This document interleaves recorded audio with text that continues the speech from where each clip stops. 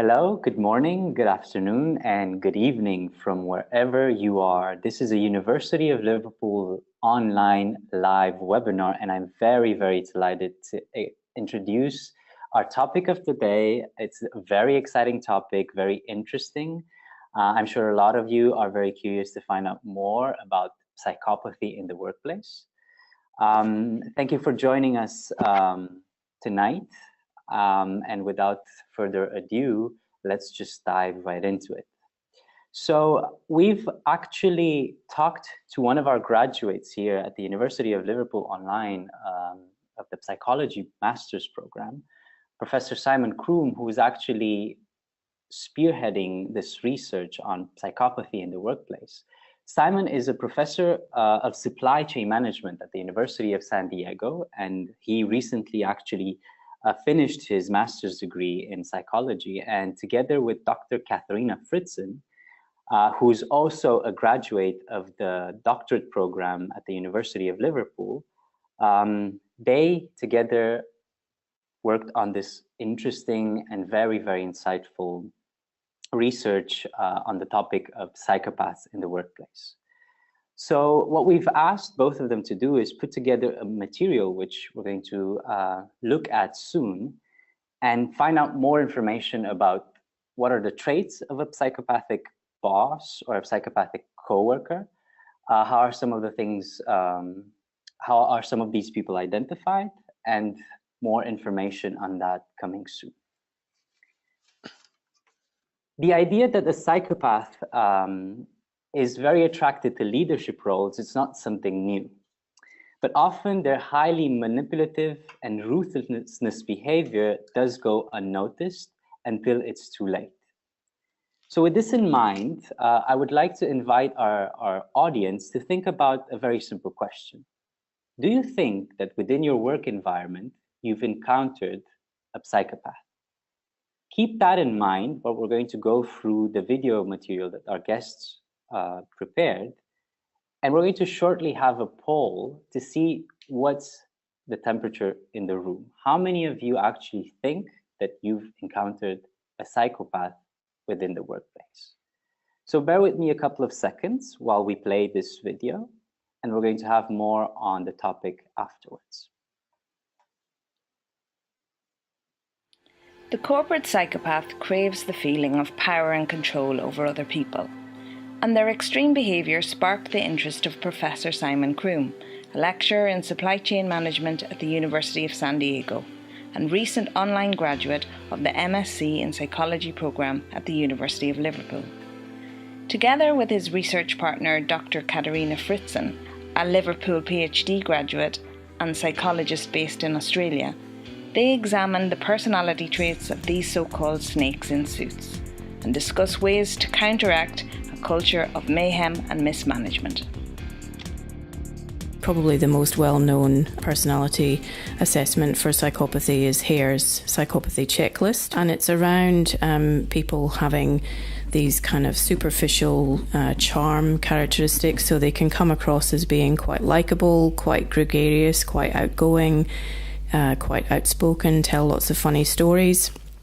But the charm has a superficial quality, so perhaps there's not much below the surface there. I worked with buyers and in purchasing all of my professional career, and a lot of the traits and behaviours you see in buyers, the people who spend essentially all of a corporation's money, very much charismatic, glib, charm and arrogance is certainly a highly appropriate term, but also an ability to kind of railroad or ride roughshod over suppliers and individuals within an organisation. So they don't really have empathy for people, they don't really feel remorse.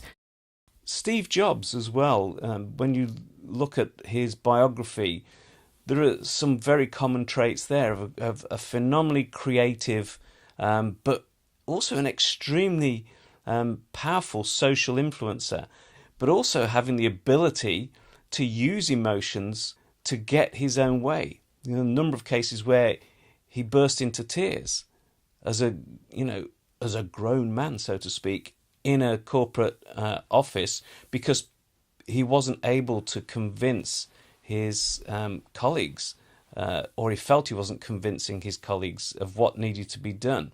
If we go back to the original definition by Cleckley, who was one of the initial people to describe psychopathy, if we sort of put those characteristics into a corporate setting, we get someone who potentially can function quite well, so quite high functioning in terms of intelligence, perhaps quite good at problem solving, quite good at creative problem solving. There's been a very little bit of research trying to identify whether specific professions have higher degrees of psychopathy than others. And you would think that people who work in Wall Street would be the obvious ones, but we also have seen work that has identified people who are first responders, people who work in trauma care, have high degrees of psychopathy. And Kevin Dutton, who is a professor at Oxford, his original work was with special forces in the UK, trying to find out, well, what makes these people put themselves not just in harm's way, but in an extreme, almost a self-deprivating manner. I think this comes from Kevin Dutton's book, The Wisdom of the Psychopath. So he talks about the dilemma of a person who is living in Nazi Germany, and they're hiding from the Nazis, and they're Jewish, and they're hiding under the floorboards of a house.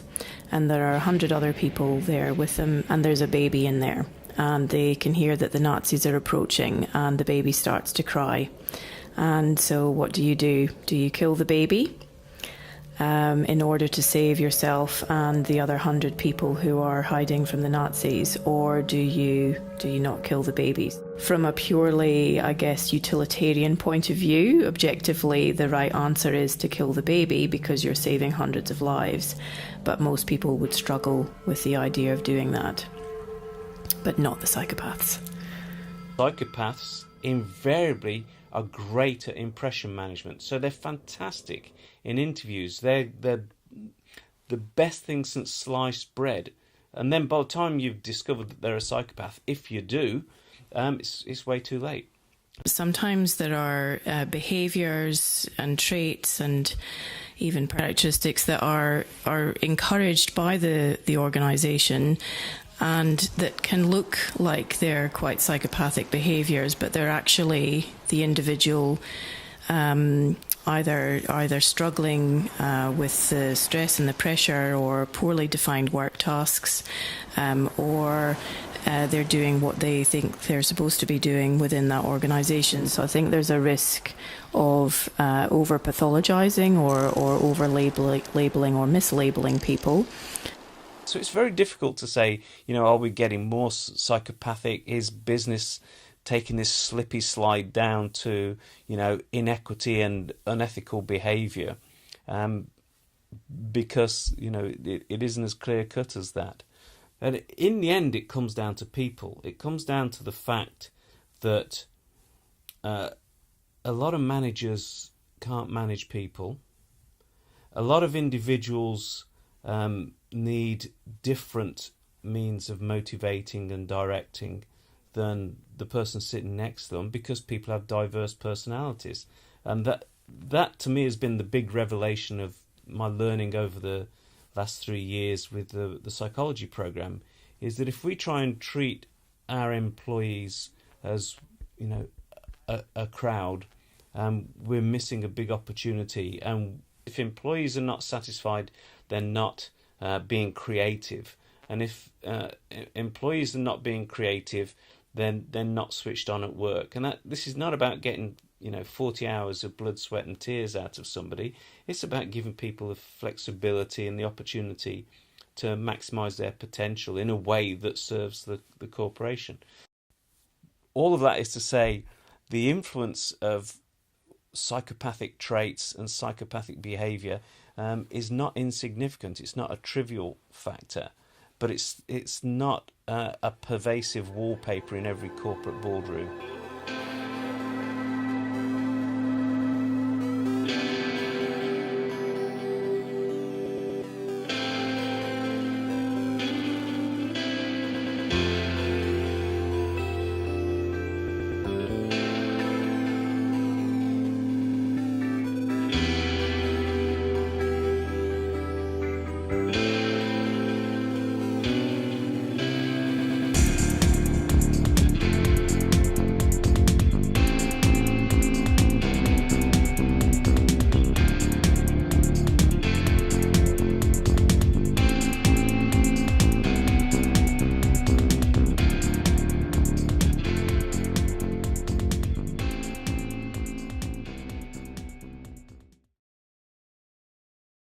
Okay, wow, that was incredible. It was gave me goosebumps actually.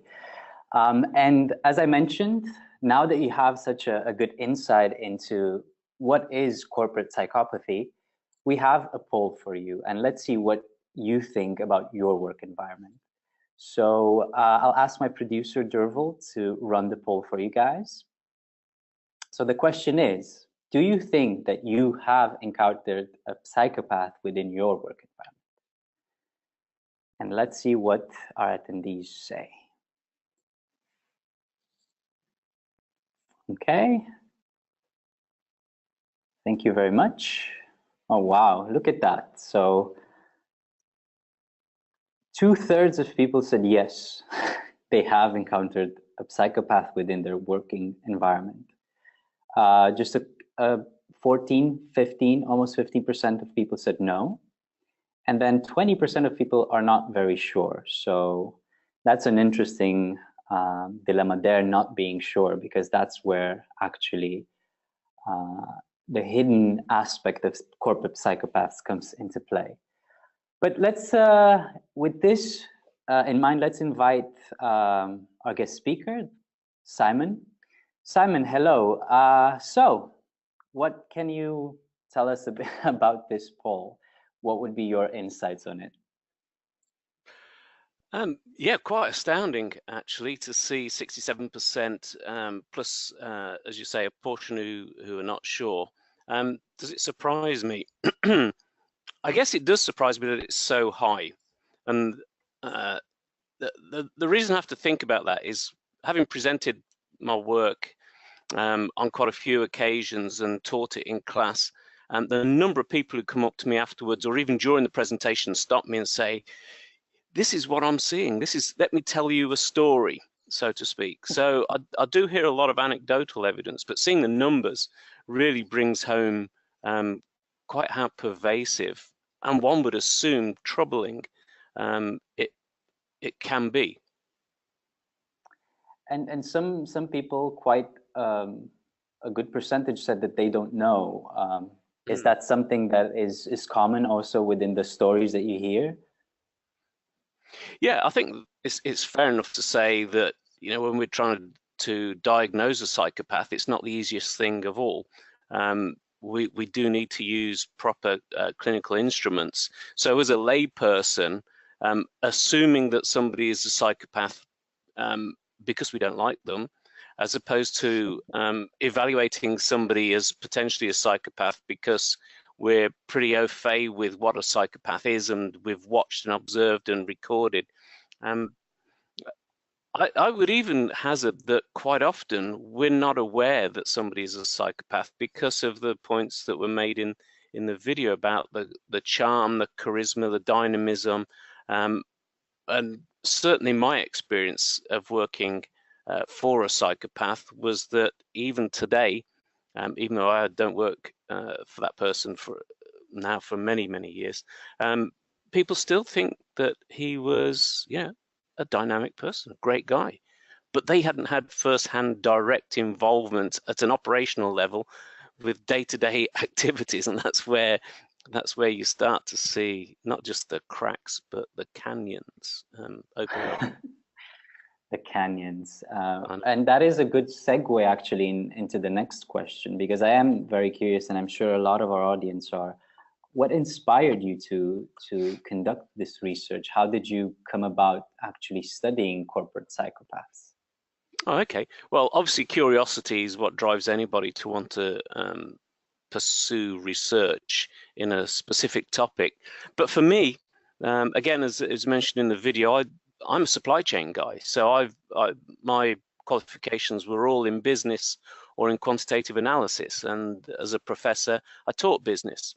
But as a consultant and working with students on projects for many, many years, one of the most common frustrations and disappointments and disasters, in fact, that students experience were a consequence of poor leadership. So for many years, it was just, you know, my VP or my director or my manager is absolutely useless.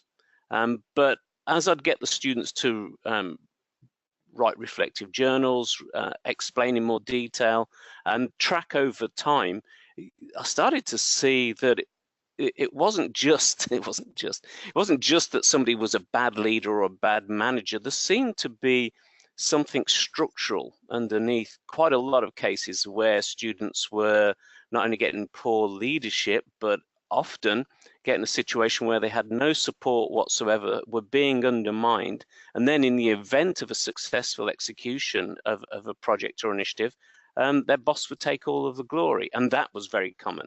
So this started my curiosity, and then a colleague just happened to say, "Have you ever come across the dark triad, which is Machiavellianism, narcissism, and psychopathy? Read this paper." So I did, and that was the starting point. Probably 6 years ago, probably about 2012, when I really started reading around the subject and started doing some interviews with alumni, and reached out to Kate in Brisbane in Australia, because she published one of the earliest papers on corporate psychopathy with Belinda Board. And we kind of found that we were both interested in research in this area, and it kind of snowballed from there. And what are some of the insights that what are the practical things that you've discovered within your research right now? It's been 6 years. What kind of conclusions can you draw? We found a significant proportion of participants in our study were above the clinical cutoff for psychopathy. So let me explain a little bit about the study, and then you'll get a feel for it. So we managed to get hold of two databases, one relating to a specific profession, the other a general database. And we surveyed using an instrument called the Psychopathic Personality Inventory Revised, which is kind of acknowledged as the gold standard for identifying psychopathy in the general population. There are instruments that tend to be used in prisons, in mental institutes, that require interviews and understanding somebody's medical history. But as a survey instrument for the general population, the PPI-R is like the gold standard. So we used that instrument. We had about 500 respondents, equally split between the supply chain people and the general population. My hypothesis, because my background's supply chain and I was a buyer in industry before I became a professor, was that most of the buyers I met were pretty hard-nosed, arrogant, kind of unemotional, sweeping statement, of course. And my hypothesis was that we would find a statistically significant higher proportion of psychopaths amongst the purchasing profession. And we didn't find there was any statistical difference between the general business executives and the purchasing executives. What we did find was a very high percentage, or rather a high incidence, of people who scored over what is loosely regarded as a clinical cutoff for psychopathy. We found around 12%. Most of the literature to date talks about 3 to 4, maybe 7%, including the corporate psychopathy. So that was a bit mind-blowing. And this was the subject of my dissertation. And if I'm candid, the fact that I was doing this research and doing it as part of the dissertation at Liverpool added a whole new dimension of rigor, because working with the supervisor and having gone through the program, it kind of led me to be not just more detail oriented, because that is the nature of research, but to have a lot more in-depth knowledge about what I was dealing with, and to ask informed questions when I saw the data. Because a big part of research is collecting data and analyzing that data, but a more important part in my mind is the interpretation. Well, so what? What does it mean? So we were really quite astonished by that percentage, to the point at which I went back to the source data and just really messed in the weeds of a spreadsheet of data with, oh jeepers, 20-odd thousand data points, because I just wanted to make sure that there wasn't a fundamental flaw or fundamental error. It added 6 months onto my personal timeline, but it fitted within the Liverpool timeline, and we kind of validated those results. And I think that was the big shock, was just the high incidence of people who score high on psychopathy. And probably it also tells a lot about the poll that we've just seen. I mean, a lot of people do think that they've seen a psychopath within their work environment. That's brilliant, and that's interesting to actually know. And of course, what we also did with this webinar is that we've actually sent out a couple of, well, we asked people to send us a couple of questions, and we've actually got tons of questions in. And some of them actually are interested in some of the things that you've identified throughout your research. And I just want to bring out a couple of questions that our audience have asked. So, for example, Tanya asks, how do I strive to grow in a toxic work environment, specifically in the case that, you know, psychopaths are within that toxic environment? Yeah, a very good question, and one that a question I hear a lot, so that doesn't help you in terms of the answer. But you know, a lot of my students who sort of triggered this research were in that toxic environment, and it's very exhausting, and it put a lot of pressure on the individual. It's kind of like harassment in a very subtle form, that an individual feels oppressed because of the toxic manner in which they operate. If you'd ask Kate, who's a psychologist, to go into great detail about, you know, practices and behaviors that would help, you know, that would be very enriching. But the general the general thought, I think, is firstly that trying to respond or deal with a psychopath, a very toxic individual, on your own is not advisable. It's almost impossible. The analogy that I use is, if we think about a shark versus a dolphin, you know, a shark who hunts and is a predator will take out a single dolphin. But what is fascinating is that quite often dolphins are very good at collective behavior, and that's how they deal with shark incursions in their pod of dolphins. And I'm in California, so we get all of that stuff going on here. And talking to my friends in marine science, that's exactly what they say, is that, you know, the dolphins work collectively. So that's the you know, one comment. It's very difficult though to work collectively, because you've got to get other people to accept that you've got a toxic individual. And psychopaths are very astute in that psychopaths consciously map and then manage their network of interactions. So if I was a psychopath and I worked in an organization, I would look at everybody who I interact with, whether they were the people who reported to me, my colleagues in different disciplines, or my boss or a VP in another area, and I think, well, what are they going to do for me? Is that person going to be a patron who's the person I want to keep on side because they can advance my career? Is this person a partisan? Do they think I'm wonderful? Are they a fan because I want to manage them to feel that way? Is this person the police? In other words, are they somebody who checks my expense claims, or has a significant role, whether it's a finance officer or whether it's a HR or whether it's legal?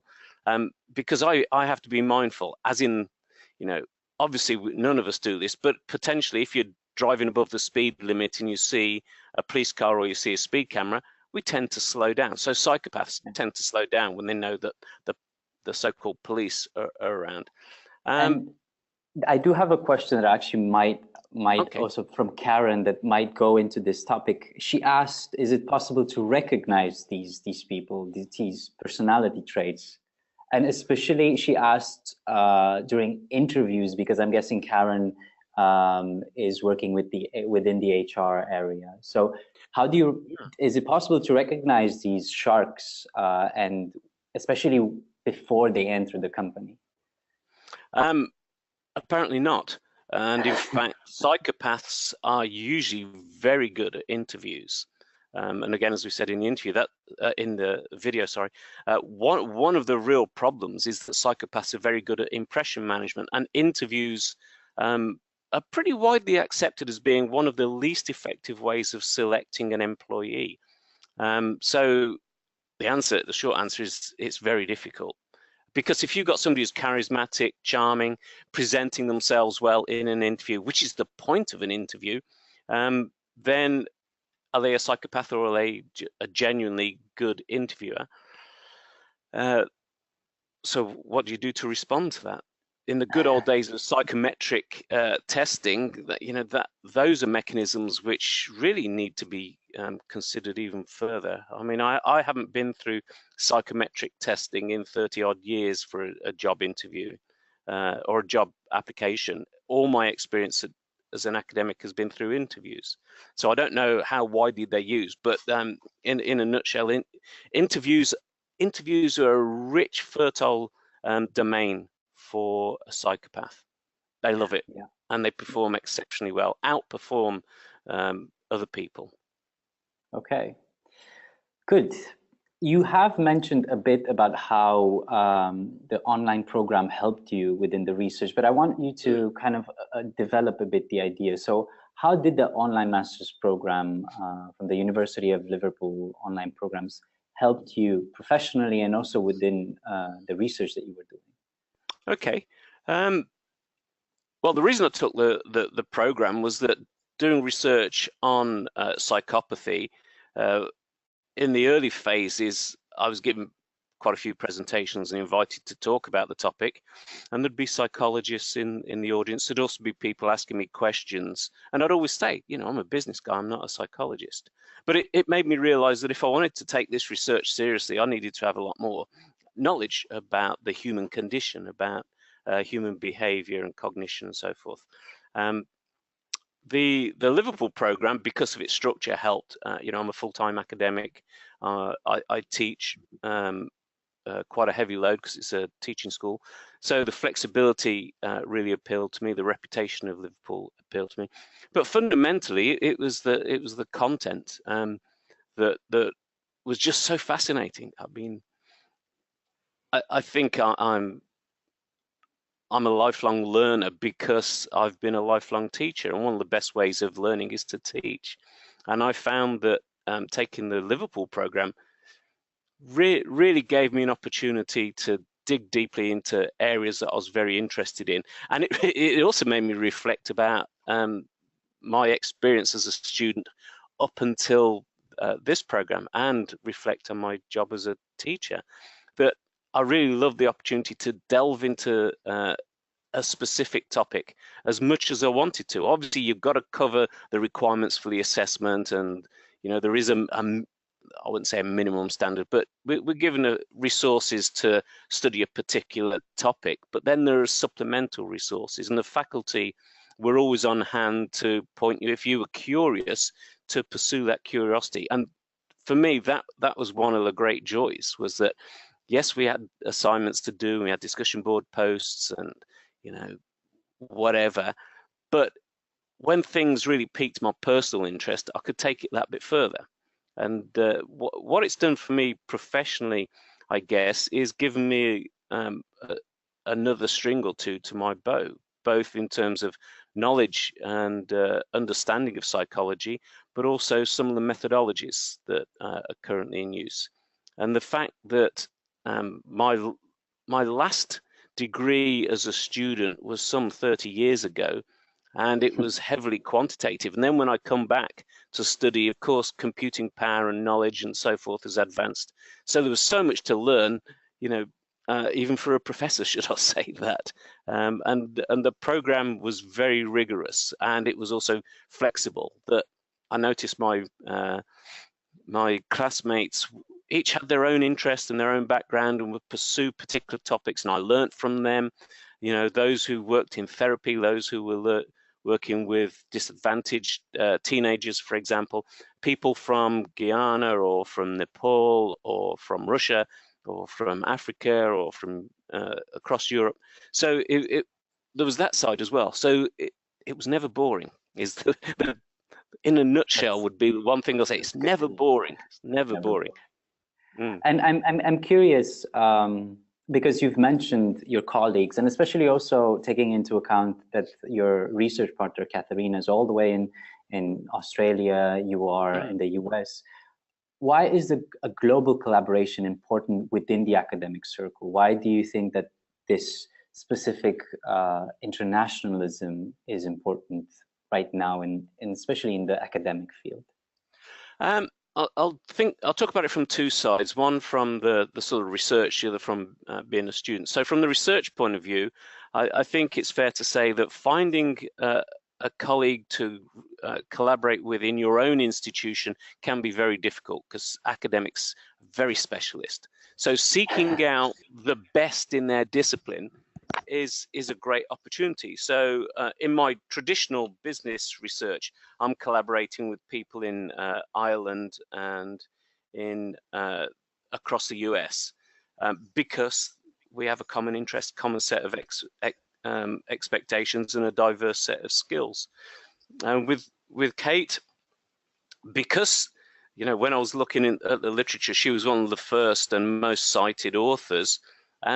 Reach out. And she responded, and on we go. Unfortunately, we've met up at conferences, and I've been over to Brisbane. So we have met on 2 occasions in 6 years. But most of the collaboration is like this. It's through video conferencing. As a student, I think avoiding myopia. One of the first things we discovered in the psychology program was that up until really this century, most research in psychology came from either self-reflection or introspection, or from studies of captive audiences. That's people in prisons, people in mental institutes, students, all captives, and so and predominantly in the US and Europe. So our understanding of human psychology was so biased by that research that the program practiced what it taught by bringing students from around the world together in discussions. So you get very diverse cross-cultural understanding, and it stops, or at least it minimizes bias. And bias is something that you at least want to avoid or be aware of. So we're all biased. You just need to know how biased you are and why that's affecting you, and to be able to see through that bias. Especially when you're doing research, and especially when you're trying to prove a theory. It's true. Well, I think that we are closing. Actually, we're going towards the closing part of our webinar because we don't have more time. I know that there are a lot of questions, and I'm sure that we can dive even deeper into this conversation, but maybe we're going to organize another webinar to see how your research actually furthers on. With this in mind, I do want to congratulate you, Simon, because you are both a Dissertation of the Year award receiver and a Student of the Year award receiver, which talks a lot about the kind of work that you do and the kind of involvement that you have within the research area. So we do want to congratulate you here from our side. And yeah, we will definitely look forward to seeing your research progress and seeing more and more on this fascinating topic, because I think that everyone in this virtual room is here because they're very interested in this kind of research. And of course, if you are interested in our psychology programs, please make sure to visit our website, and please make sure to find out more information there. Shortly, I'm going to showcase some of the questions that we've received from our audience. We've had a lot of them come in. We haven't had a lot of time to actually go through most of them, but what we want to do, and with Simon's agreement, of course, is we'll try to make sure that Simon at least tries to answer as many of them as he can. And then we're going to post them on our website, so make sure to stay tuned and see what kind of answers Simon gives to these very, very interesting questions related to the topic of psychopaths in the workplace. With this, thank you, Simon, so much for joining us for this live webinar. It was a pleasure having this conversation with you. And as I told you, I look forward to seeing what you do with your research and where it takes you. Thank you. And for everyone who's joining us tonight, thank you guys so much. And thank you for joining this University of Liverpool online webinar.